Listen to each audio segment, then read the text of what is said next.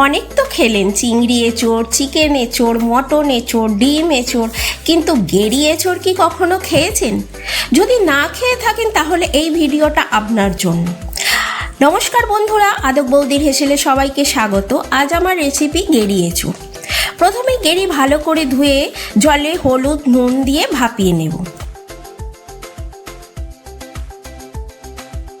5 minute ফুটিয়ে একটি চুবড়িতে ছেঁকে নেব।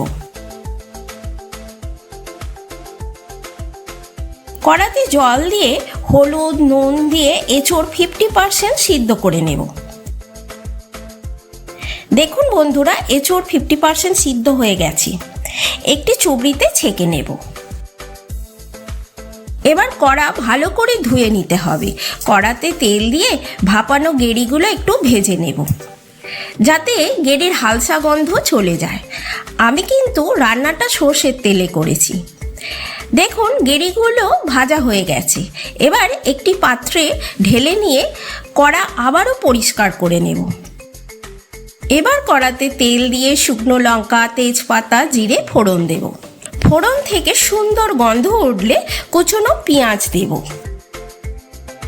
পেঁয়াজ ভাজতে ভাজতে এইদিকে একটি মশলা করে নেব। হলুদ গুঁড়ো 2 চামচ, লঙ্কা গুঁড়ো 1 চামচ, কাশ্মীরি লঙ্কা গুঁড়ো 2 চামচ, জিরে গুঁড়ো 1/2 চামচ, ধনে গুঁড়ো 1/2 চামচ দিয়ে একটু জল দিয়ে গুলে নেব। পেঁয়াজ বেশ ভাজা হলে ডুমো করে কেটে রাখা আলু দেব। আলু ভাজা ভাজা হয়ে গেলে তাতে রসুন, আদা, টমেটো দিয়ে কষাতে হবে। জলে গুলে রাখা মশলা আর ধনে পাতা দিয়ে আবারও কুক করব।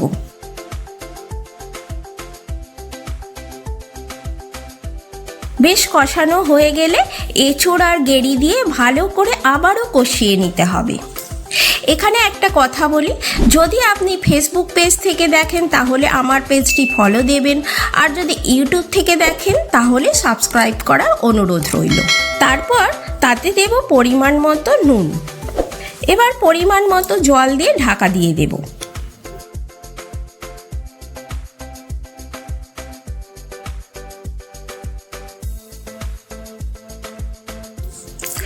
দশ মিনিট পর সমস্ত উপকরণ সিদ্ধ হয়ে গেলে তাতে ধনে পাতা, চিনি, গরম মশলা, ঘি দিয়ে নেড়ে চেড়ে ঢাকা দিয়ে দেব। এবার খাবার সময় পরিবেশন করব।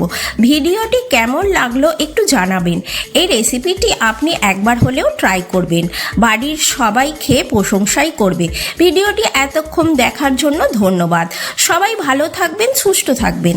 আবারও একটি সুন্দর রেসিপি নিয়ে হাজির হব আপনাদের সামনে, কথা দিলাম।